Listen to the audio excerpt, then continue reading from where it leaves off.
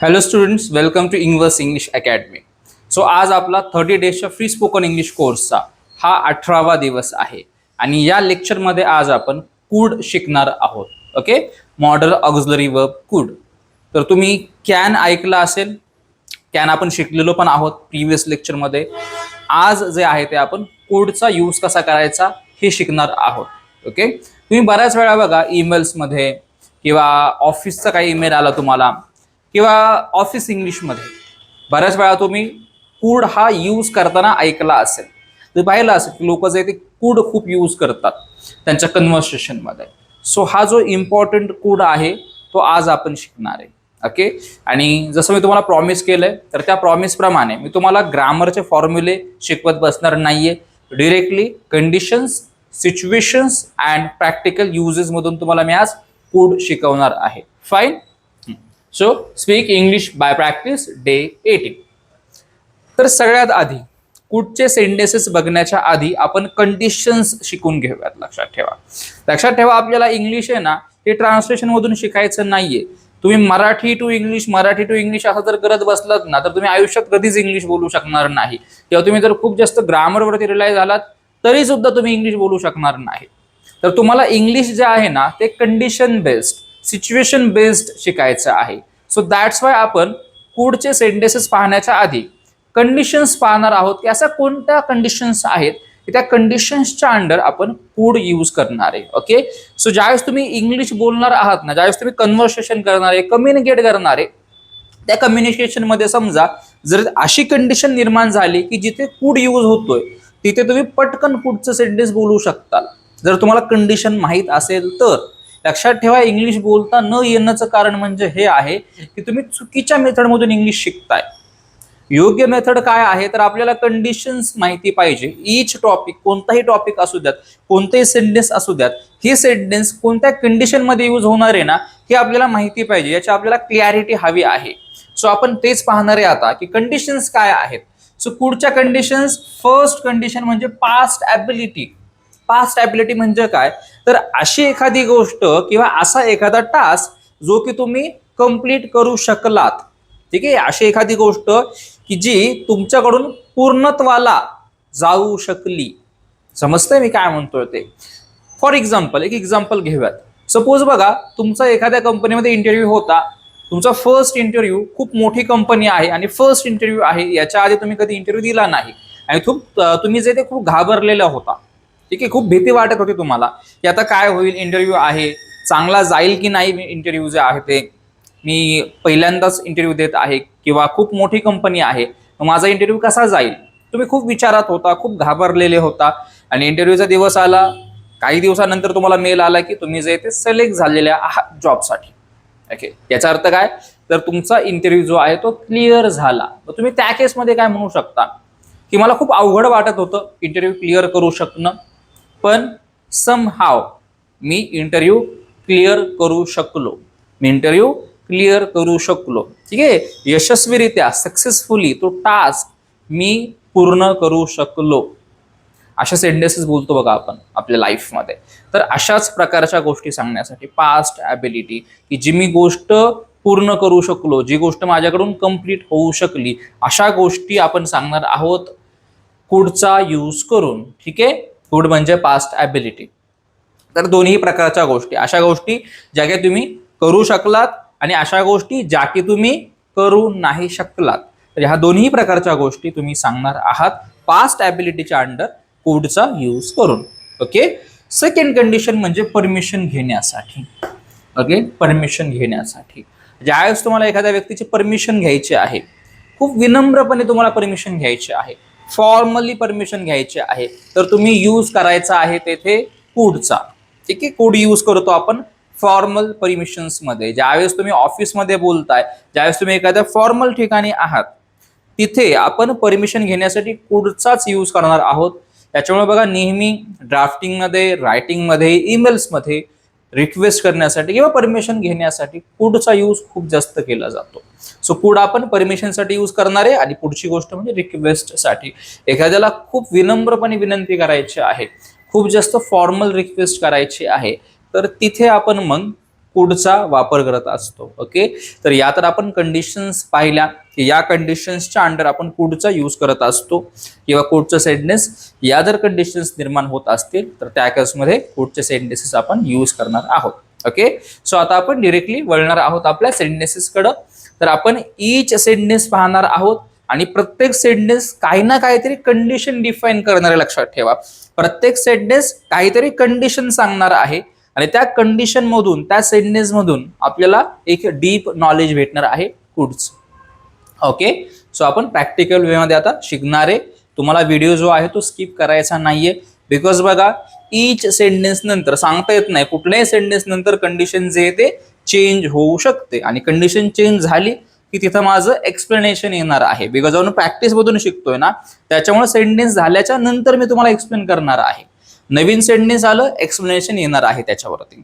So तुम्ही जर skip केलं तर कदाचित तुमचं ते सेंटेन्स, तुमचं ते कंडिशन किंवा ते एक्सप्लेनेशन हे मिस होऊ शकतं. त्याच्यामुळे तुम्हाला सुरुवातीपासून ते एंड पर्यंत हा संपूर्ण व्हिडिओ पाहायचा, हे संपूर्ण लेक्चर पाहायचं आहे. Okay, so let start the video. First sentence, I could solve this difficult problem. I could solve this difficult problem.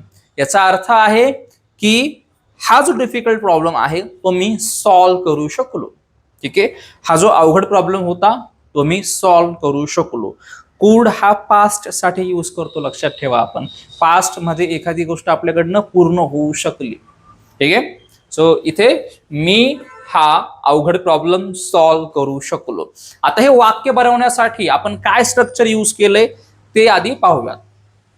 लक्षात ठेवा, हे वाक्य बनवण्यासाठी इथं व्यक्तीचा इथं उल्लेख आहे आय, म्हणजे मी सॉल्व करू शकलो ना, दॅट्स वाय आय यूज केलंय आपण. आयच्या नंतर काय यूज केलंय, कुड यूज केलंय. कुडच्या नंतर ऍक्शन यूज केले. कोणते ऍक्शन, तर सॉल्व करण्याचे ऍक्शन.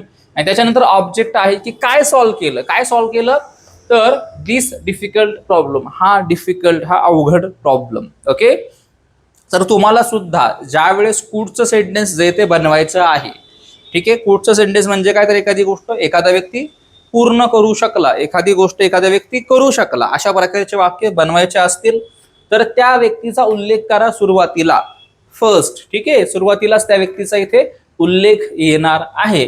त्याच्यानंतर यूज करा तुम्ही कुड. काय यूज करायचं तुम्हाला, कुड यूज करायचं आहे. कधी, सेकंड नंबरला. देन जी गोष्ट करू शकला ती ऍक्शन मेन्शन करा. कधी, तर कुडच्या नंतर. आणि त्या ऍक्शनच्या नंतर तुम्ही काय करा, पुढे डिटेल्स जे ते मेन्शन करा. जसं इथे डिटेल काय होती, तर हा प्रॉब्लेम, हा अवघड प्रॉब्लेम, तो आपण ऍक्शनच्या नंतर इथे लिहिलेला आहे.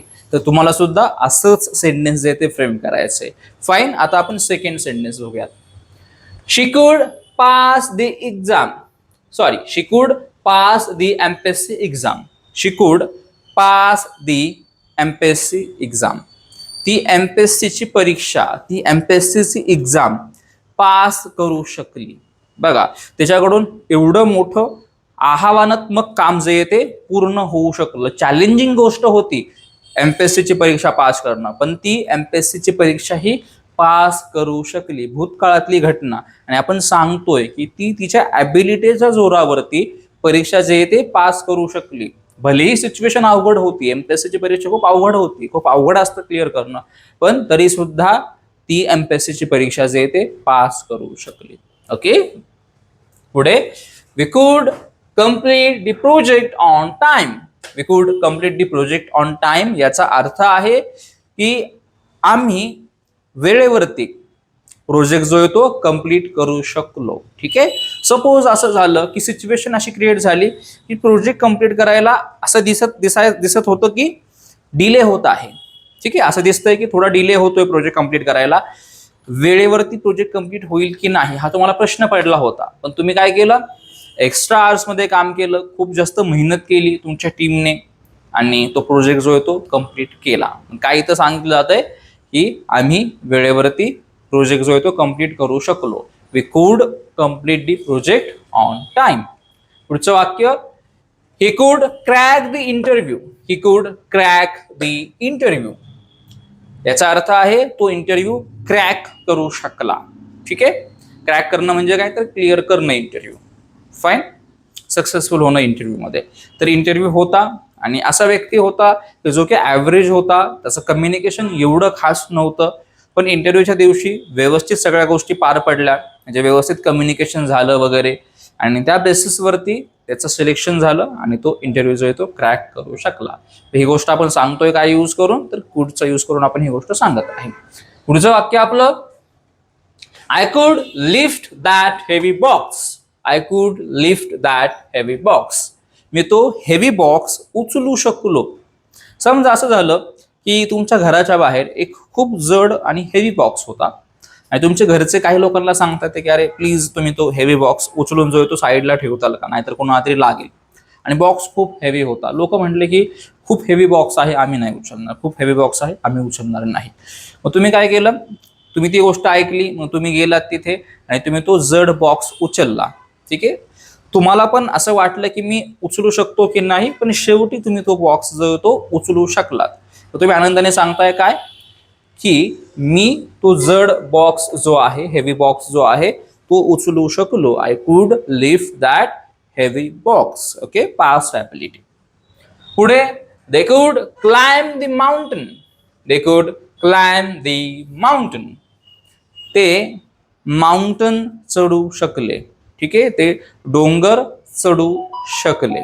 फाईन, ॲबिलिटी सांगितली जाते की हा जो टास्क आहे तो टास्क ते लोक कंप्लीट करू शकले. पुढचं वाक्य आपलं, शी could win the competition. She could win the competition. ती कॉम्पिटिशन म्हणजेच स्पर्धा जिंकू शकली. ओके, स्पर्धा होती, त्या स्पर्धेमध्ये तिने पार्टिसिपेट केलं होतं आणि ती स्पर्धा जी आहे ती जिंकू शकली. ओके, बघा अगेन पुढचा यूज केलाय आपण आणि प्रत्येक वाक्यामध्ये आपण व्यक्तीचा उल्लेख करतोय सुरुवातीला, जर आपण पुढे यूज करतोय, त्याच्यानंतर आपण ऍक्शन यूज करत आहे. ऍक्शनचं फर्स्ट टाईप यूज करायचं लक्षात ठेवा तुम्ही, म्हणजेच वर्बचा फर्स्ट फॉर्म यूज करायचा तुम्हाला. सो इथे आपण ऍक्शन यूज केली व देन डिटेल यूज केलं ऍक्शनच्या पुढे. फाईन, पुढचं वाक्य, वी कुड रिपेअर दी कम्प्युटर. वी कुड रिपेअर दी कम्प्युटर. याचा अर्थ आहे की आम्ही कम्प्युटर जो आहे तो रिपेअर करू शकलो. आम्ही कम्प्युटर रिपेअर करू शकलो. खूप सारे लोक म्हणत होते की हा कम्प्युटर जो आहे तो रिपेअर होणार नाही, अवघड आहे रिपेअर करणं, बट सम हाव आम्ही मेहनत केली त्या गोष्टीवरती आणि आम्ही जे ते कम्प्युटर रिपेअर करू शकलो. फाईन, पुढे, he could answer every question correctly. He could answer every question correctly. तो प्रत्येक क्वेश्चनचं आन्सर एकदम बरोबर देऊ शकला, किंवा तो प्रत्येक प्रश्नाचं उत्तर एकदम बरोबर जे ते देऊ शकला. ओके, आता सपोज अशी कंडिशन आहे की तुमच्या क्लासमध्ये काही लोकांना प्रश्न विचारले गेले. ओके, काही लोकांना जे ते काही प्रश्न विचारले गेले आणि त्या प्रश्नाचं उत्तर कोणालाच देता नाही आलं. ठीक आहे, ते जे प्रश्न होते त्या प्रश्नांचं उत्तर कोणालाच देता नाही आलं. पण एक विद्यार्थी आहे त्या वर्गामधला आणि त्यांनी जे येते सगळ्याच प्रश्नांची उत्तरं जे येते एकदम बरोबर दिली. मग इथं एक जण काय म्हणतोय की अरे किती अवघड प्रश्न होते, पण हा जो आहे त्यांनी जे येते सगळ्या प्रश्नांची उत्तरं जे येते बरोबर दिली. हा व्यक्ती सगळ्या प्रश्नांची उत्तरं ही बरोबर आणि योग्य देऊ शकला. ओके, पुढचं वाक्य आपलं, आय कुड finish the work before deadline. I could finish the work before deadline. याचा अर्थ आहे की मी डेडलाईनच्या आधी काम जे ते पूर्ण करू शकलो. मी डेडलाईनच्या आधी काम पूर्ण करू शकलो. समजा काम जे ते खूप मोठं होतं आणि लवकर होईल की नाही याचा तुम्हाला अंदाज नव्हता, असं वाटत होतं की लवकर होणार नाही, पण तुम्ही जे ते खूप हार्डवर्क केलं आणि ते काम जे ते डेडलाईनच्या आधी, दिलेल्या वेळेच्या आधी जे ते कम्प्लीट केलं. काय म्हणताय तुम्ही, I could complete the work before deadline. मी डेडलाईनच्या आधी काम जे ते पूर्ण करू शकलो. फाईन, आता आपलं पुढचं वाक्य, शी कुड कन्व्हिन्स हर पॅरेंट्स. शी कुड कन्व्हिन्स हर पॅरेंट्स. ती तिच्या पॅरेंट्सला कन्व्हिन्स करू शकली. सपोज तुमची कुठेतरी ट्रिप जाणार आहे. ओके, तुम्ही कुठेतरी ट्रिपला जाणार आहात आणि तुमच्या ग्रुपमधील एक मुलगी अशी आहे की जिला तिचे पॅरेंट्स कुठे लांब पाठवत नाही, कधीच लांब पाठवलं नाही. आणि तुमच्या डोक्यात तेच चाललंय की आता आपण सगळे तर जाऊयात, आपल्या आता सगळ्यांना आपल्या पॅरेंट्सने परमिशन दिली, पण हिचे जे पॅरेंट्स आहेत ते परमिशन देत नाहीत आणि ते पाठवत सुद्धा नाही तिला कुठे लांब. मग आता ही कशा प्रकारे कन्व्हिन्स करेल तिच्या पॅरेंट्सला? पण सम हाव तुमच्या ग्रुपमधल्या त्या फ्रेंडने, त्या मुलीने पॅरेंट्सला कन्व्हिन्स केलं. मग तुम्ही तेच सांगताय काय की ती जे येते तिच्या पॅरेंट्सला कन्व्हिन्स करू शकली, आता आपण जे येते जाऊ शकतो ट्रिपला. ओके, आपण आता ट्रिपला जे येते जाऊ शकतो. तर पुढचं वाक्य, we could find the correct solution. We could find the correct solution. आम्ही एकदम बरोबर सोल्युशन जे येते शोधू शकलो.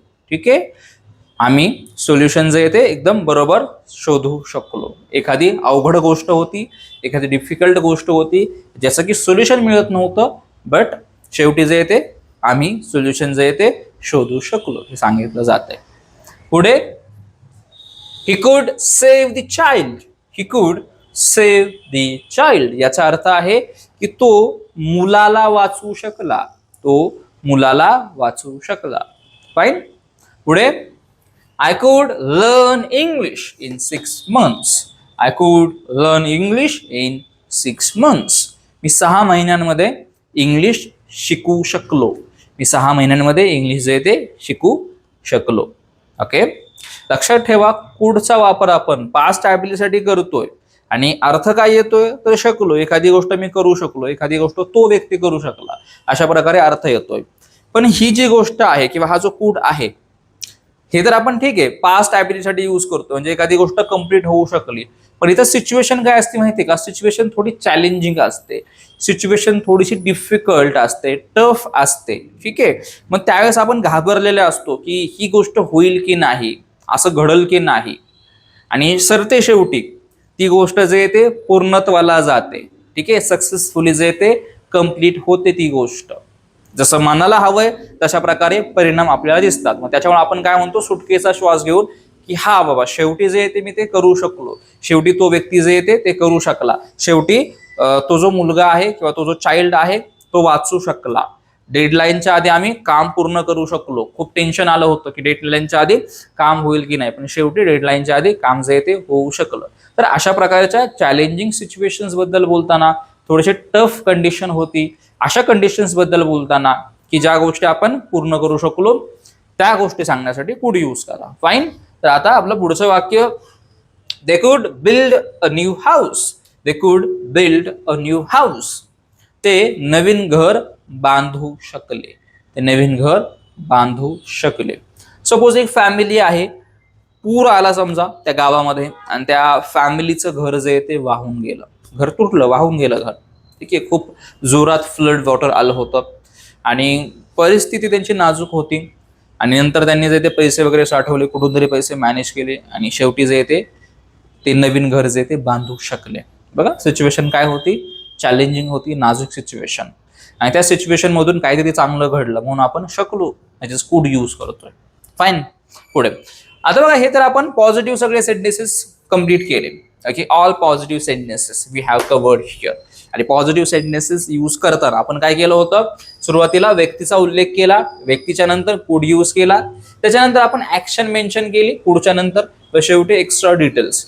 हे कशासाठी, तर हे पॉझिटिव्ह साठी, म्हणजे जिथे टास्क कंप्लीट झाले, जिथे एखादा व्यक्ती काहीतरी करू शकला चॅलेंजिंग सिच्युएशन्स मधून, तर तिथे आपण हे असं स्ट्रक्चर यूज करणार आहे. आता जे खाली आहे ना ते निगेटिव्ह असणार आहे. याचा अर्थ की एखादी व्यक्ती एखादी गोष्ट काही करू शकली नाही, ठीक आहे, ती गोष्ट कंप्लीट करू शकली नाही, ते आता आपण पाहणार आहे. फाईन. तर बघूयात आपण. So first sentence, I could not solve this difficult problem. I could not solve this difficult problem याचा अर्थ आहे की मी हा जो डिफिकल्ट प्रॉब्लेम आहे तो सॉल्व करू शकलो नाही. मी हा डिफिकल्ट प्रॉब्लेम सॉल्व नाही करू शकलो. आता इथे काय असते माहिती का केस, की या केसमध्ये हार्ड सिच्युएशन होती, टफ सिच्युएशन, चॅलेंजिंग सिच्युएशन. प्रयत्न केले तुम्ही, पण त्या प्रयत्नांना यश आलं नाही, तुम्ही सक्सेसफुल नाही झाला तुमच्या प्रयत्नांमध्ये, फेल्युअर आलं तुम्हाला. मग तुम्ही त्या केसमध्ये सांगत असता की प्रयत्न तर केले पण मी ती गोष्ट नाही करू शकलो, मी ती गोष्ट सॉल्व्ह नाही करू शकलो, माझ्याकडनं ती गोष्ट नाही होऊ शकली. ओके, इथं ते सांगितलं जातंय काय, I could not solve this difficult problem. मी हा डिफिकल्ट प्रॉब्लेम, मी ही अवघड समस्या सॉल्व्ह नाही करू शकलो. ओके, आता हे अशा प्रकारचे सेंटेन्सेस बनवण्यासाठी काय करायचंय तुम्हाला, तर व्यक्तीचा उल्लेख करा सुरुवातीला. ज्या व्यक्तीबद्दल बोलताय तुम्ही तो व्यक्ती अगदी सुरुवातीला यूज होईल. त्याच्यानंतर तुम्हाला यूज करायचा आहे कुड नॉट. काय यूज करायचं आहे तुम्हाला, कुड नॉट. व्यक्तीच्या नंतर कुड नॉट येणारे. त्याच्यानंतर काय यूज करायचं तुम्हाला, ऍक्शन यूज करायचे आहे. काय यूज करायचे आहे, ऍक्शन यूज करा तिथे. वर्ब म्हणजेच ऍक्शन यूज करा. आणि ऍक्शनच्या नंतर डिटेल्स यूज करा. जसं की इथे बघा डिटेल्स आहे, दिस डिफिकल्ट प्रॉब्लेम. आणि इथे मग अर्थ काय निघणार आहे, ती गोष्ट नाही होऊ शकली. ओके, पुढचं वाक्य, she could not pass the MPSC exam. She could not pass the MPSC exam. आता याचा अर्थ आहे की ती एमपीएससीची एक्झाम पास नाही करू शकली, ते एमपीएससी मध्ये पास नाही होऊ शकली. ओके, तर एखादी गोष्ट अधुरी राहिली, प्रयत्न तर केले तिने पण ती गोष्ट इनकम्प्लीट राहिली. ठीक आहे, त्याच्यामुळे तिला काय आलं, तर फेल्युअर आलं. फाईन, पुढचं वाक्य, we could not complete the project on time. We could not complete the project on time. याचा अर्थ आहे की आम्ही प्रोजेक्ट जो आहे तो वेळेवरती पूर्ण नाही करू शकलो. आम्ही प्रोजेक्ट वेळेवरती पूर्ण करू शकलो नाही. फाईन, पुढे, he could not crack the interview. he could not crack the interview. आता याचा अर्थ आहे की तो इंटरव्ह्यू क्रॅक करू शकला नाही. ओके, सपोज तुमच्या फ्रेंडचा इंटरव्ह्यू होता, खूप तयारी केली त्यांनी, खूप प्रिपरेशन केलं, घाबरलेला पण होता तो की इंटरव्ह्यू क्लिअर होईल की नाही माझा. इंटरव्ह्यूला गेला आणि काही दिवसानंतर काय त्याला म्हणजे रिप्लायच आला नाही आणि त्याला जो इथे जॉब पण भेटला नाही, इंटरव्ह्यू जो आहे तो क्लिअर झाला नाही त्याचा. ओके, तर तुम्ही सांगताय काय, he could not crack the interview. तो इंटरव्ह्यू क्रॅक करू शकला नाही. ओके, पुढे, I could not lift that heavy box. I could not lift that heavy box. मी तो हेवी बॉक्स, मी तो जड बॉक्स उचलू शकलो नाही. ओके, समजा असं झालं की तुमच्या घराच्या बाहेर तो हेवी बॉक्स होता, एक बॉक्स होता जो की खूप जड होता आणि लागेल कोणा आधारी, त्याच्यामुळे तुम्ही काय केलं, तो बॉक्स अडचण होत होता मध्ये, म्हणून तुम्ही तो उचलून ठेवण्याचा प्रयत्न केला पण तो तुम्हाला काय उचलता आला नाही, बिकॉज तो खूप जास्त हेवी होता. अगेन फेल्युअर, म्हणजे तुम्हाला ती गोष्ट करता आली नाही. फाईन, बघा इथे सुद्धा म्हणजे प्रत्येक वाक्यामध्ये आपण काय करतोय, तर व्यक्तीचा उल्लेख करतोय आपण, ज्या व्यक्तीबद्दल बोलायचंय तो व्यक्ती. देन आपण कुड नॉटचा यूज करतोय बघा, प्रत्येक वाक्यामध्ये कुड नॉट यूज झालेला आहे. देन आपण ऍक्शन यूज करतोय, जसं की इथं लिफ्ट ऍक्शन होती, उचलणे, म्हणून आपण इथं ऍक्शन यूज केली लिफ्ट. त्याच्यानंतर एक्स्ट्रा इन्फॉर्मेशन, आपण हेवी बॉक्स बद्दल बोलत होतो ना, दॅट्स वाय आपण इथे दॅट हेवी बॉक्स यूज केलं. फाईन, पुढचं वाक्य, they could not climb the mountain. They कुड नॉट क्लाइम्ब द माउंटन. याचा अर्थ आहे की ते डोंगरावरती चढू शकले नाही. ओके, ते पर्वत किंवा डोंगरावरती जे ते चढू शकले नाही. अगेन फेल्युअर आलं त्यांना. पुढचं वाक्य, she could not win the competition. She could not win the competition. याचा अर्थ आहे की ती कॉम्पिटिशन, ती स्पर्धा जिंकू नाही शकली. अगेन एक स्पर्धा होती सपोज काहीतरी, आणि त्या स्पर्धेमध्ये त्या मुलीने जे ते पार्टिसिपेट केलं होतं, सपोज तुमची ती फ्रेंडच असेल की जिने पार्टिसिपेट केलं होतं, हुशार होती, ठीक आहे, त्याच्याकडे ॲबिलिटी सुद्धा होती, पण स्पर्धेमध्ये कॉम्पिटिशनमध्ये तेवढा चांगला परफॉर्मन्स नाही झाला तिचा व ती जिंकू शकली नाही. ओके, अगेन फेल्युअर आहे. पुढचं वाक्य, we could not repair the computer. We could not repair the computer. आम्ही कम्प्युटर रिपेअर करू शकलो नाही. ओके, सपोज तुमचा ग्रुप आहे किंवा तुमची टीम आहे, तुमचं कामच आहे कम्प्युटर जे ते रिपेअर करणं, आणि तुम्ही बरेचसे कम्प्युटर आतापर्यंत रिपेअर केले होते. मोठे मोठे प्रॉब्लेम्स जरी असतील, अवघड प्रॉब्लेम्स, तरी तुम्ही ते रिपेअर केले होते कम्प्युटर्स. बट एक कम्प्युटर असा आला की ज्याच्यामध्ये असा प्रॉब्लेम होता की जो की तुमच्या पण अंडरस्टँडिंगच्या बाहेरचा होता. प्रयत्न केले बट तुम्ही तो कम्प्युटर काय रिपेअर करूच शकला नाही. मग तुम्ही काय सांगताय, we could not repair the computer. आम्ही कम्प्युटर रिपेअर करू शकलो नाही. फाईन. पुढचं वाक्य, he could not answer every question correctly. He could not answer every question correctly. तो प्रत्येक प्रश्नाचं उत्तर हे बरोबर देऊ शकला नाही. आता इथे बघा, एक तुमचा फ्रेंड आहे वर्गामधला जो की हुशार आहे खूप, आणि तो नेहमी प्रश्नांची उत्तर एकदम बरोबर देत असतो. पण त्या दिवशी क्लासमध्ये असे काही प्रश्न विचारले गेले, एवढे अवघड प्रश्न होते की त्याला सगळ्याच्या सगळ्या प्रश्नांचं जे उत्तर आहे ते बरोबर देता आलं नाही. आणि तुम्ही तेच सांगताय की तो प्रत्येक प्रश्नाचं उत्तर हे बरोबर देऊ शकला नाही. ठीक आहे, त्याला अपयश आलं त्याच्यामध्ये. पुढे, I could not finish the work before deadline.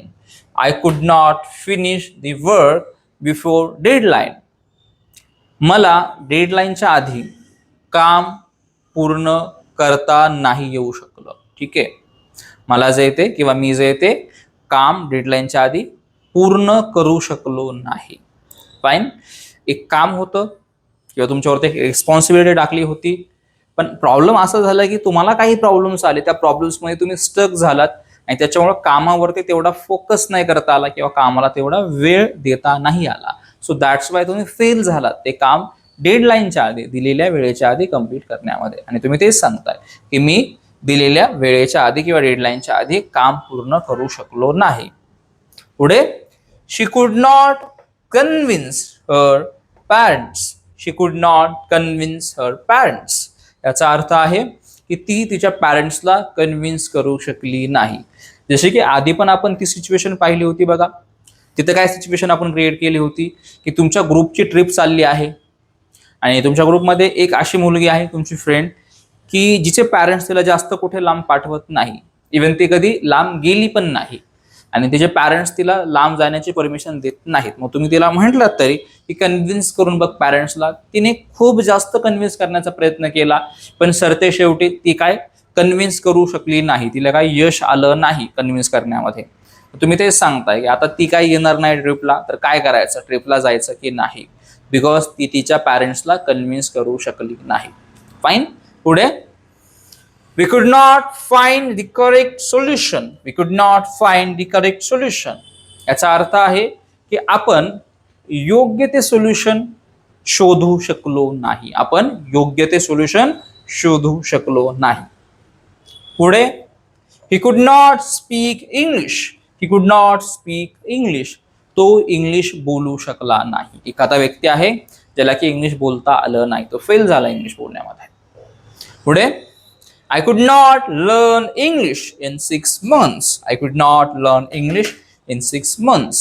मी 6 महिन्यांमध्ये इंग्लिश शिकू शकलो नाही. मी इंग्लिश 6 महिन्यांमध्ये शिकू शकलो नाही. ओके, समजा तुम्ही एक टार्गेट ठेवलं होतं तुमच्यासमोर की 6 महिन्यांमध्ये इंग्लिश शिकायचं आहे, पण शेवटी तुम्हाला काय इंग्लिश शिकताच नाही आलं 6 महिन्यांमध्ये. 6 महिने होऊन गेले तर तुम्हाला इंग्लिश जे ते शिकता आलं नाही. मग तुम्ही सांगताय काय, मी 6 महिन्यांमध्ये इंग्लिश शिकू शकलो नाही. पुढे, they could not build a new house. They could not build a new house. ते नवीन घर बांधू शकले नाही. ओके, सपोज एखाद्याचं घर जे ते वाहून गेलं फ्लड वॉटरमध्ये किंवा पुराच्या पाण्यामध्ये, आता त्यांना नवीन घर बांधायचं होतं, पण त्यांना खूप अडचणी आल्या नवीन घर बांधण्यामध्ये, पैसे मॅनेज होत नव्हते वगैरे. मग तुम्ही तेच सांगताय काय की ते नवीन घर बांधू शकले नाही. फाईन. पुढे जाऊयात आपण. तर आपण आतापर्यंत पॉझिटिव्ह अँड निगेटिव्ह पाहिले सेंटेन्सेस. तर आपण आता क्वेश्चन्स पाहणार आहोत. ओके, पॉझिटिव्ह आणि निगेटिव्ह आपण पाहिले. सो आता आपण वळणार आहोत क्वेश्चन्सकडे. आता क्वेश्चन्स कसे विचारायचे ते पाहूयात आपण. आता बघा, आधी काय होतं तर एखादी गोष्ट मी करू शकलो, आणि नंतर हा जो दुसरा पार्ट होता त्याच्यामध्ये आपण काय पाहिलं तर एखादी गोष्ट मी नाही करू शकलो, म्हणजे मला फेल्युअर आलं. आता आपण हे पाहणार आहे की एखाद्याला विचारायचं कसं की तू ती गोष्ट करू शकलास की नाही करू शकला ते. फाईन. तर आता आपण क्वेश्चन्स पाहणार आहे. पण क्वेश्चन बघा, पहिला, could you solve this difficult problem? Could you solve this difficult problem? याचा अर्थ आहे की तू हा डिफिकल्ट प्रॉब्लेम ठीक आहे, तू हा अवघड प्रॉब्लेम सॉल्व्ह करू शकला का? तू हा अवघड प्रॉब्लेम सॉल्व्ह करू शकला का असं विचारलं जाते तुमच्याकडून. ठीक आहे, समजा असं झालं की एखादा व्यक्ती त्याला कुठला तरी प्रॉब्लेम दिला होता सॉल्व्ह करायला आणि तुम्ही तेच विचारताय की तू हा जो अवघड प्रॉब्लेम आहे तो सॉल्व्ह करू शकलास का. आता हे वाक्य बनवण्यासाठी म्हणजे एखादा जर विचारायचं आहे आपल्याला की तू ही गोष्ट किंवा तू ती जी गोष्ट आहे ती पूर्ण करू शकलास की नाही, ते ठीक आहे, हो किंवा नाही मध्ये उत्तर मागताय तुम्ही. तर अशा प्रकारचे प्रश्न बनवण्यासाठी तुम्ही कुडने सुरुवात करणार आहात. कशाने सुरुवात करायची? कुडने. त्याच्यानंतर तुम्ही ज्या व्यक्तीला प्रश्न करताय ना, ज्या व्यक्तीला, तो व्यक्ती तुमचा दुसऱ्या नंबरला असणार आहे आता, कारण की प्रश्न आहे हा त्याच्यामुळे. देन तुमची ऍक्शन, ज्या कामासंदर्भात बोलताय, ज्या ऍक्शन संदर्भात बोलताय ते काम, त्या कामाची ऍक्शन तिसऱ्या नंबरला. आणि मग पुढे त्या कामाचा तपशील, एक्स्ट्रा डिटेल्स पुढे यूज करा. ओके, तर अशा प्रकारे आपला हा क्वेश्चन बनून जाईल. आता पुढचं वाक्य बघूयात आपण. Could she pass the MPSC exam? Could she pass the MPSC exam? ती एमपीएससी ची परीक्षा पास करू शकली का? सपोज तुमच्या ग्रुपमधली एखादी मुलगी आहे, तुमच्या स्कूलमधली वगैरे, तुम्ही आता म्हणजे कॉलेजला आहात, तुमचं ग्रॅज्युएशन पण कम्प्लीट झालं आणि तुम्हाला असं कळलं होतं की तुमच्या फ्रेंडपैकी किंवा तुमच्या क्लासमेटपैकी एक मुलगी जे आहे ते एमपीएससीची परीक्षा देत होती, हुशार मुलगी होती आणि एमपीएससीची परीक्षा देत होती. मग तुम्ही विचारताय तुमच्या फ्रेंड्सला काय की मी असं ऐकलं होतं की ती एमपीएससी देतीये, सो ती एमपीएससी पास करू शकली का? काय झालं तिचं? ते एमपीएससी पास करू शकली का असं विचारताय तुम्ही. पुढे, could you complete the project on time? Could you complete the project on time? तू प्रोजेक्ट जो आहे तो वेळेवरती पूर्ण करू शकलास का? तू प्रोजेक्ट जो आहे तो वेळेवरती पूर्ण करू शकला का? तुमचा एक फ्रेंड आहे बघा, त्याला कंपनीने एक प्रोजेक्ट दिला होता कम्प्लीट करण्यासाठी आणि त्याला खूप टेन्शन आलं होतं की अरे डेडलाईनच्या आधी प्रोजेक्ट कम्प्लीट होईल की नाही. आणि बऱ्याच दिवस तुमचं त्याची काही भेट नाही झाली आणि मग काही दिवसानंतर तुम्ही त्याला भेटलात, तुम्ही त्याला विचारताय, काय विचारताय तुम्ही त्याला की तू खूप टेन्शन मध्ये होता की प्रोजेक्ट कम्प्लीट होईल की नाही, तर काय झालं तुझ्या त्या प्रोजेक्टचं? तू तो प्रोजेक्ट कम्प्लीट करू शकलास की नाही? ओके, विचारताय तुम्ही त्याला येस किंवा नो मध्ये. पुढे, could he crack the interview? Could he crack the interview? प्रश्न आहे की तो इंटरव्ह्यू क्रॅक करू शकला का? तो इंटरव्ह्यू क्लिअर करू शकला का? फाईन. तुमचा भाऊ आहे, तुमचा भाऊ जो आहे तो इंटरव्ह्यूला जाणार होता आणि त्याचा इंटरव्ह्यू झाला सुद्धा. काही दिवसानंतर, एक 5-6 दिवसानंतर तुम्ही विचारताय की काय झालं, हा इंटरव्ह्यूला गेला होता तर तो इंटरव्ह्यू क्लिअर करू शकला का? तो इंटरव्ह्यू क्रॅक करू शकला का? हे तुम्ही विचारताय. ओके, पुढे, could you lift that heavy box? Could you lift that heavy box? याचा अर्थ आहे की तू तो जड बॉक्स उचलू शकला का? ठीक आहे, तू तो जड बॉक्स उचलू शकला का? पुढचं वाक्य, could you repair the computer? Could you repair the computer? तू कम्प्युटर रिपेअर करू शकला का? ओके, तुम्ही एका व्यक्तीला विचारताय काय की तुझ्याकडे कम्प्युटर आला होता रिपेअरिंगला, तू सांगत होतास की खूप अवघड आहे रिपेअर करणं, बिकॉज त्याच्यामध्ये खूप मोठा फॉल्ट आहे जो की म्हणजे सॉल्व्ह होत नाहीये. सो तुम्ही विचारताय काय की तू तो कम्प्युटर मग रिपेअर करू शकलास का? ओके, पुढचं वाक्य, could they climb the mountain? Could they climb the mountain? आता इथे प्रश्न विचारला जातोय की ते डोंगर किंवा ते पर्वत जे ते चढू शकले का? ठीक आहे, तुम्हाला असं कळलं की तुमचा एक ग्रुप आहे फ्रेंड्सचा जो की गिर्यारोहण करणार आहे आणि अवघड माउंटन जो आहे तो चढणार आहे. ठीक आहे, अवघड माउंटनवरती चढाई करणार आहे. तुम्ही विचारताय काय की ते तो माउंटन चढू शकले का? फाईन. पुढचं वाक्य, कुड शी कन्व्हिन्स हर पॅरेंट्स? ती तिच्या पॅरेंट्सला कन्व्हिन्स करू शकली का? बघा आता इथं अगेन एक सिच्युएशन काय की तुमच्या फ्रेंडची एक ट्रिप चालली आहे आणि त्या फ्रेंड्सपैकी तुमच्या एक मुलगी अशी आहे की जिला पॅरेंट्स शक्यतो कुठे पाठवत नाही आणि त्या मुलीच्या काही फ्रेंड्स आहेत त्या पण येणार आहेत ट्रिपला आणि ती जर नाही आली तर असं होऊ शकतं की त्या ज्या बाकीच्या फ्रेंड्स आहेत, बाकीच्या मुली, त्या पण कॅन्सल करतील आणि तसं व्हायला नको. यासाठी तुम्ही काय म्हणताय त्या मुलीला की तू जे ते कन्व्हिन्स कर तुझ्या पॅरेंट्सला. आणि नंतर मग तुम्ही विचारताय दुसऱ्या एका मुलीला की काय झालं, तुझी जी फ्रेंड होती ती तिच्या पॅरेंट्सला कन्व्हिन्स करणार होती, तर ती कन्व्हिन्स करू शकली का? ठीक आहे, ती कन्व्हिन्स करू शकली की नाही असं विचारलं जातंय. काय तर कुड शी कन्व्हिन्स हर पॅरेंट्स, ती तिच्या पॅरेंट्सला कन्व्हिन्स करू शकली का? फाईन.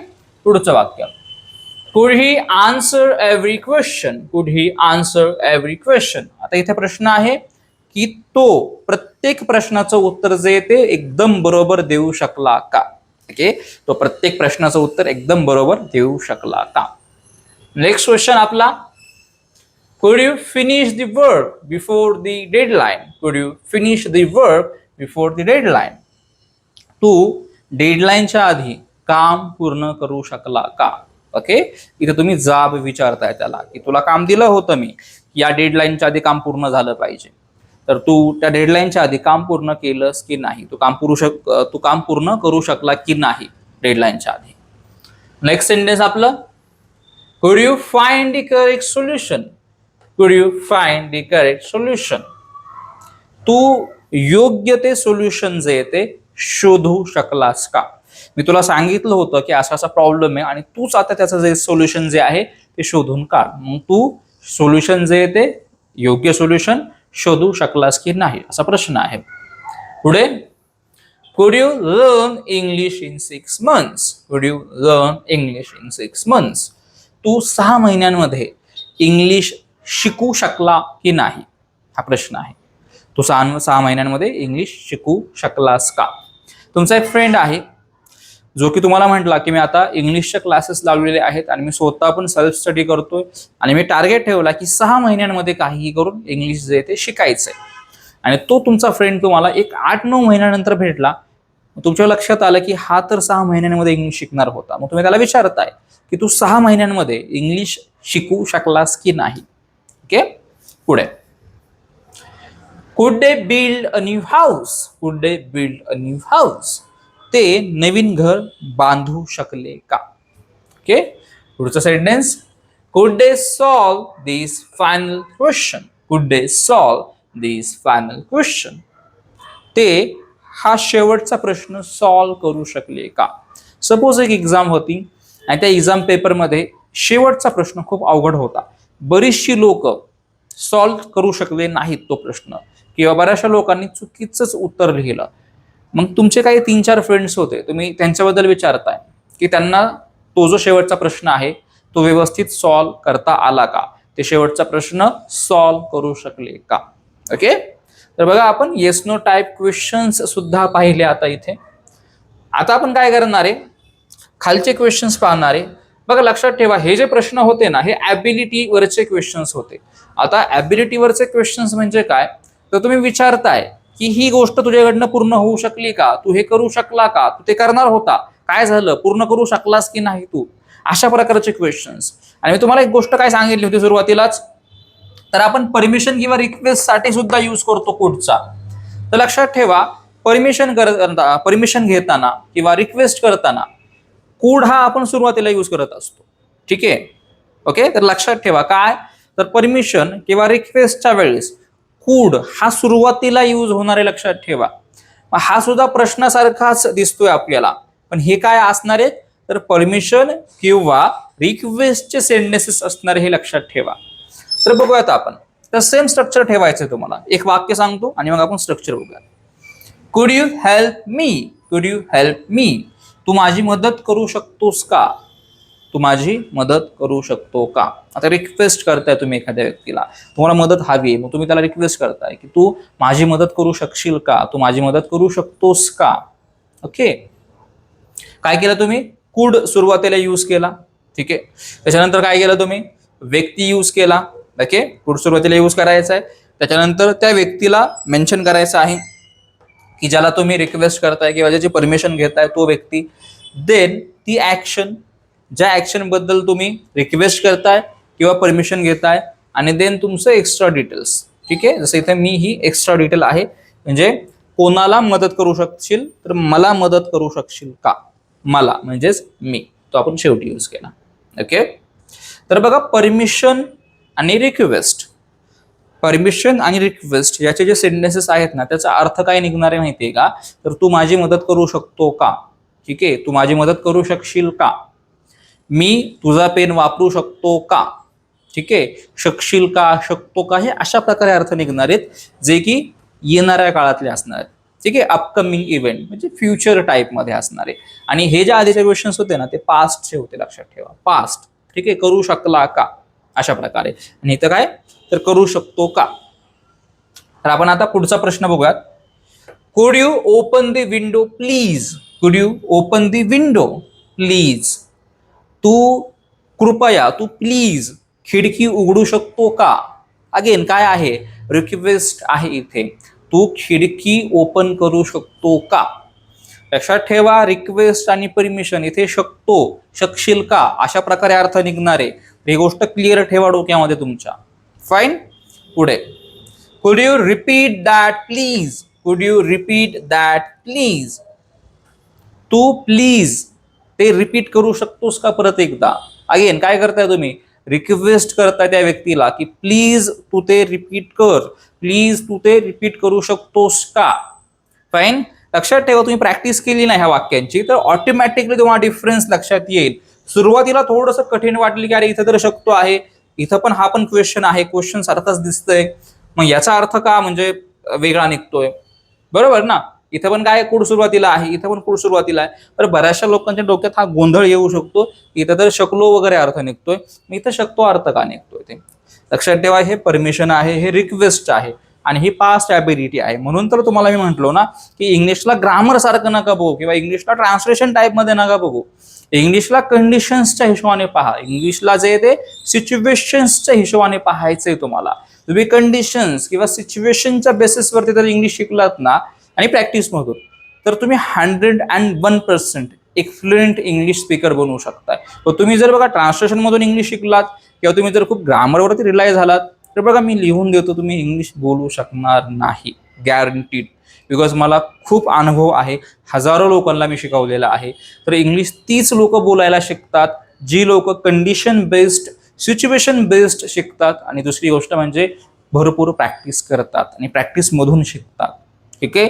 सो दॅट्स वाय आपण काय केलंय, तर हा संपूर्ण कोर्स हा प्रॅक्टिकल ठेवलेला आहे, प्रॅक्टिस बेस्ड ठेवलेला आहे. इथं कुठंच आपण ट्रान्सलेशन करत नाहीये. मी मुद्दामून इथे मराठीचे ट्रान्सलेशन कुठंच देत नाहीये, लक्षात ठेवा. मी मुद्दामून ट्रान्सलेशन देत नाहीये, मराठीचं वाक्य मी मुद्दामून जे ते इथं देत नाहीये. बिकॉज तुम्हाला जर सवय लागली मराठीचं वाक्य पाहत बसण्याची, तर अगेन मग तुम्ही काय करताय, ट्रान्सलेशन मेथड यूज करताय जी की यूजचीच नाहीये. ठीक आहे. बघा हा जो 30 दिवसाचा कोर्स आहे हा जस्ट लॉन्च करायचा म्हणून लॉन्च नाही केला आम्ही. बघा माझे खरंच असे प्रयत्न आहेत की आपली जी मराठी मुलं आहेत ना, आपल्या मराठी मुलांना इंग्लिश 100% बोलता यावं. ठीक आहे. हा माझा एक छोटासा प्रयत्न आहे की माझं स्वप्न आहे की आपले जे महाराष्ट्रीयन मुलं आहेत त्यांना इंग्लिश बोलता यावं आणि फ्लुएंट इंग्लिश बोलता यावं. त्यासाठी हा एक फुल फ्लेज कोर्स लॉन्च केला आहे मी. समजते, इथे मी कुठलीच गोष्ट जे येते दडवून ठेवलेली नाहीये. काही लोक काय करतात, काही गोष्टी आहेत ना ते हातामध्ये ठेवतात आणि छोट्याशाच गोष्टी जे येते फक्त त्यांच्या व्हिडिओजमध्ये काय करतात तर ओपन करतात. तर आपण तसं काहीच केलेलं नाहीये. हा संपूर्ण 30 दिवसाचा कोर्स तुम्ही ज्यावेळेस कंप्लीट करताल ना आणि तुम्ही दररोज प्रॅक्टिस करताल त्यावेळेस तुम्ही 101% एक फ्लुएंट स्पीकर असताल. ठीक आहे. बघा हा आज आपला 18वा दिवस आहे आणि प्रिव्हियस 17 डेज मध्ये मी खूप इम्पॉर्टंट गोष्टी कव्हर केल्यात. सगळ्याच्या सगळ्या गोष्टी ह्या स्पोकन इंग्लिशच्याच आहेत. हे सगळेचे सगळे स्पोकन इंग्लिशचेच कंटेंट आहेत, पण आपण शिकतोय वेगळ्या पद्धतीने. ठीक आहे. लक्षात ठेवा, माझ्या प्रायव्हेट स्टुडंट्सला मी ज्या पद्धतीने शिकवतोय ना सेम त्याच मेथडने मी तुम्हाला सुद्धा शिकवतोय. असं नाहीये की मी युट्यूबवरती फ्रीमध्ये कोर्स लॉन्च करतोय म्हणून काही गोष्टी जे आहेत ते झाकून ठेवल्यात किंवा काही छोट्याच गोष्टी देतोय. ठीक आहे. मी तुम्हाला इन डिटेल सगळ्या गोष्टी जे आहेत ते प्रोव्हाइड करत आहे. आणि मुद्दाहून आपण इथे कुठेच मराठीचं ट्रान्सलेशन दिलेलं नाहीये किंवा इथं कुठेच आपण ग्रामरचा फॉर्म्युला दिलेला नाहीये. ठीक आहे. बिकॉज त्या गोष्टी जर तुम्ही फॉलो करत राहिलात तर तुम्ही कधीच इंग्लिश शिकू शकणार नाही. ओके. आणि लक्षात ठेवा, तुम्ही जर आपले प्रिव्हियस 17 डेजचे व्हिडिओज पाहिले नसतील तर नक्की तुम्ही प्रिव्हियस 17 डेजचे व्हिडिओज पहा. कमेंट बॉक्समध्ये मी प्लेलिस्ट जे ते अपलोड केलेली आहे, प्लेलिस्ट मी मेन्शन केली कमेंट बॉक्समध्ये, इतर 17 डेजचे सुद्धा. तर तुम्ही लिंकवरती क्लिक करा आणि इतर 17 डेजचे व्हिडिओ सुद्धा पहा. आणि आपल्या चॅनलला जर तुम्ही अजून सुद्धा सबस्क्राईब केलं नाहीये तर नक्की सबस्क्राईब करा आपल्या इन्व्हर्स इंग्लिश अकॅडमी या चॅनलला, जेणेकरून मला मोटिवेशन मिळत राहील असेच नवीन नवीन व्हिडिओज, असेच नवीन नवीन कोर्सेस लॉन्च करण्याचं. ओके. आणि बघा अशी खूप सारी मुलं आहेत आपली की जी इंग्लिशमुळे मागे पडत आहे. इंग्लिश शिकायचं आहे त्यांना, तर त्यांना चांगला प्लॅटफॉर्म मिळत नाही, चांगला शिकवणारा व्यक्ती मिळत नाहीये. तर आपल्याकडे बरेचसे असे व्ह्यूअर्स आहेत की जे पुण्याच्या बाहेरचे आहेत. बघा आपली ब्रांच जी आहे ती पुण्यामध्ये आहे आणि जे आपले व्ह्यूअर्स आहेत ते महाराष्ट्रामधील सर्वच व्ह्यूअर्स आहेत. तर तुम्ही सगळे एवढ्या लांबून पुण्यामध्ये येऊ शकत नाही ना शिकायला, बरोबर ना. असे बरेचसे लोक आहेत महाराष्ट्रामधले, गावाखेड्यामधली लोक किंवा इतर शहरांमधली लोक महाराष्ट्रामधील की जे इथे येऊ शकत नाही शिकण्यासाठी, एवढं ट्रॅव्हलेबल डिस्टन्स नाहीये. सो त्यासाठी काय करा तुम्ही, आपली अशी जी मुलं आहेत, तुमचे जे फ्रेंड्स असतील की ज्यांना खरंच गरज आहे इंग्लिश शिकण्याची, त्या सर्वांपर्यंत आपली प्लेलिस्ट, आपला हा जो कोर्स आहे तो पोहोचवा. जास्तीत जास्त शेअर करा तुम्ही हा जो कोर्स आहे तो, जेणेकरून सगळ्यांनाच इंग्लिश जे ते शिकता येईल, सर्वांनाच इंग्लिश जे ते फ्लुएंटली बोलता येईल. फाईन. तर आता आपण पुढे बोलूयात. तर आपलं पुढचं वाक्य, could I use your phone, कुड I use your phone. Again इथं काय आहे तर एक परमिशन घेतली जाते. जसं तुम्हाला म्हटलं काय, परमिशन अँड रिक्वेस्टसाठी आपण कुडचा वापर करणार आहोत. सो या सेंटेन्समध्ये कुडचा वापर झालाय पण तो परमिशन घेण्यासाठी झालाय. काय तर could I use your phone, मी तुझा फोन जो आहे तो यूज करू शकतो का. ओके, मी तुझा फोन यूज करू शकतो का, परवानगी घेतोय आपण त्या व्यक्तीची. इथे बघा कुडची रिक्वेस्ट आणि कुडची परमिशन ही सर्वात जास्त फॉर्मल असते, सर्वात फॉर्मल ही कुडची रिक्वेस्ट आणि कुडची परमिशन असते, लक्षात ठेवा. त्याच्यामुळे तुम्हाला ज्या ज्यावेळेस ईमेल्स रिसिव्ह होतात ना, परमिशनचं एखादं सेंटेन्स असेल समजा त्याच्यामध्ये किंवा रिक्वेस्टचं एखादं सेंटेन्स असेल, तर ते सेंटेन्स नेहमी बघा तुम्ही कुडनेच बनवलेलं असतं. बिकॉज कुड हा बनलायच त्यासाठी, जे कामकाज आहे ना, औपचारिक कामकाज, ऑफिसचं कामकाज, गव्हर्नमेंटचं कामकाज, ओके, फॉर्मल गोष्टी, त्यासाठी कुड बनलेला आहे, रिक्वेस्ट करण्यासाठी व परमिशन घेण्यासाठी. त्याच्यामुळे नेहमी परमिशन आणि रिक्वेस्टसाठी कुड यूज करतात, लक्षात ठेवा. हा, कॅज्युअल जर स्पीकिंग असेल, फ्रेंड्समध्ये बोलता, तर तिथं कुड ना यूज केला तरी चालतो, यूज पण करू शकताय, नाही यूज केला तरी पण चालतो. पण सपोज तुम्ही ऑफिशियल गोष्टी बोलताय, ऑफिशियल ठिकाणी आहात, ईमेल्स म्हणा, गव्हर्नमेंटचं एखादं समजा ऑफिस म्हणा किंवा तुमच्या कंपनीचं ऑफिस, तुमची कंपनी, तिथे तुम्हाला कुड यूज करावं लागणार आहे, लक्षात ठेवा. फाईन. तर कुड हा जास्त फॉर्मल आहे. पुढचं वाक्य, could I ask you a question, could I ask you a question. प्रश्न आहे की मी तुला एक प्रश्न विचारू शकतो का. आता इथे अगेन परमिशन आहे बघा, परवानगी घेताय ना तुम्ही त्या व्यक्तीची की मी तुला एक प्रश्न विचारू शकतो का, तुझी परमिशन असेल तर परमिशन आहे. ओके. पुढे, could I sit here, could I sit here. Again इथं पण परमिशन आहे, परमिशन घेतली जाते. काय तर मी इथे बसू शकतो का, मी इथे बसू शकतो का. काय करताय तुम्ही इथे, परमिशन घेताय तुम्ही, मी इथे बसू का, मी इथे बसू शकतो का. तर परमिशन घ्यायची आहे, कुडचा यूज करा सुरुवातीला. पुढचं वाक्य, could I borrow your pen, could I borrow your pen. मी तुझा पेन बॉरो करू शकतो का, थोड्या वेळापुरता मी तुझा पेन घेऊ शकतो का. बॉरो म्हणजे एखादी गोष्ट उसनी घेणे, तात्पुरत्या बेसिसवरती. ओके, परमिशन घेतली जाते की मी तुझा पेन जो आहे तो तात्पुरता घेऊ शकतो का वापरायला. पुढचं वाक्य, could you switch on the fan please, could you switch on the fan please. तू प्लीज, तू कृपया फॅन जो आहे तो चालू करू शकतो का. आता मला सांगा ही परमिशन आहे की रिक्वेस्ट आहे. बघा ना, वाक्यावरनं समजते ना डिरेक्टली की इथे रिक्वेस्ट केली जाते, काहीतरी त्याला काम सांगितलं आपण, पण काय तर रिक्वेस्ट करून काम सांगितलं आपण त्याला, परमिशन घेतली का नाही. इथं काय आहे तर रिक्वेस्ट आहे. बघा रिक्वेस्ट करतोय आपण, could you switch on the fan please. तू प्लीज फॅन जो आहे तो स्विच ऑन करू शकतो का किंवा चालू करू शकतो का, असा त्याचा अर्थ आहे. पुढचं वाक्य, could you help me with this project, could you help me with this project. तू प्लीज मला या प्रोजेक्टमध्ये मदत करू शकतो का. अगेन काय आहे तर रिक्वेस्ट आहे, परमिशन आपण स्वतःसाठी घेतो, लक्षात ठेवा. मी इथे बसू का, मी तुझा फोन घेऊ का, मी कॉल करू शकतो का, अशी परमिशन असते. आणि रिक्वेस्ट म्हणजे काय तर प्लीज तू मला मदत करू शकतो का, प्लीज तू ती खिडकी उघडू शकतोस का, प्लीज तू तो फॅन चालू करू शकतोस का. समजतंय. पुढे, could you wait for a few minutes, could you wait for a few minutes. इथे अगेन रिक्वेस्ट आहे. काय रिक्वेस्ट आहे तर तू थोड्या मिनिटासाठी वाट बघू शकतो का, ठीक आहे, तू थोड्या मिनिटासाठी वाट बघू शकतो का? एखादा व्यक्ती आहे बघा तुमच्यासोबत, तुम्ही त्याला रिक्वेस्ट करताय, म्हणजे तो तुमच्याच कामासाठी आलेला आहे, तुमच्या कामाला थोडा वेळ लागणार आहे, मग तुम्ही त्याला रिक्वेस्ट करताय की तू थोडा वेळ जे येते काही मिनिट वाट बघू शकतोस का, कारण की मला थोडा काही मिनिट वेळ लागणार आहे कामाला. पुढे could I take a photo, could I take a photo, मी एक फोटो घेऊ शकतो का?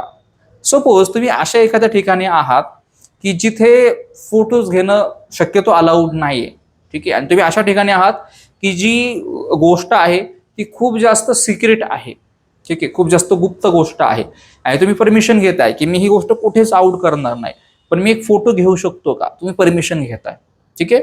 किंवा तुम्ही एखाद्या सेलिब्रिटीला भेटता बघा, तुम्ही म्हणता ना तिथे की प्लीज मी एक फोटो घेऊ शकतो का तुमच्यासोबत, तर परमिशन घेतोय, ठीक आहे, तुम्ही काय करताय? परमिशन घेताय. इथे पण परमिशन आहे, could I take a photo, permission घेतली जाते की मी एक फोटो घेऊ शकतो का? फाईन.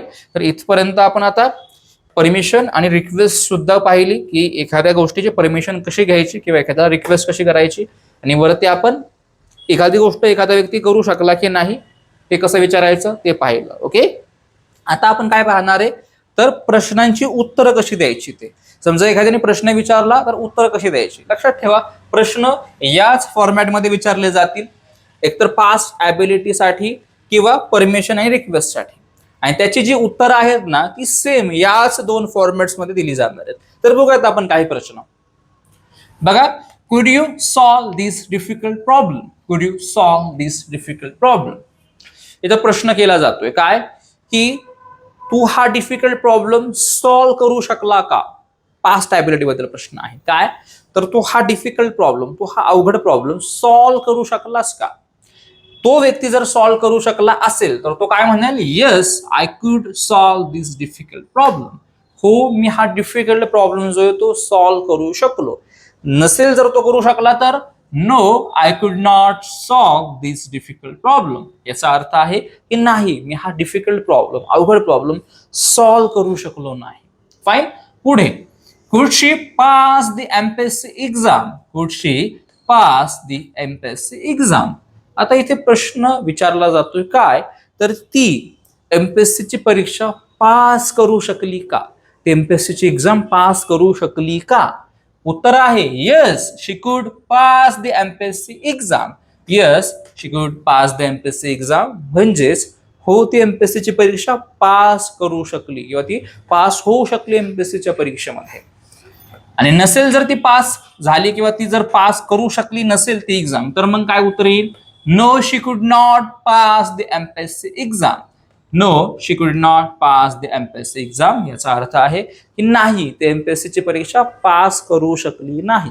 ओके, पुढचं आपलं sentence, could you explain this question again, could you explain this question again. आता इथं एका व्यक्तीला सांगितलं जातंय काय की तू हा जो क्वेश्चन आहे तो परत एकदा एक्सप्लेन करू शकतोस का? रिक्वेस्ट आहे, लक्षात ठेवा. ही काय रिक्वेस्ट आहे, तर तू हा जो क्वेश्चन आहे तो परत एकदा एक्सप्लेन करू शकतोस का?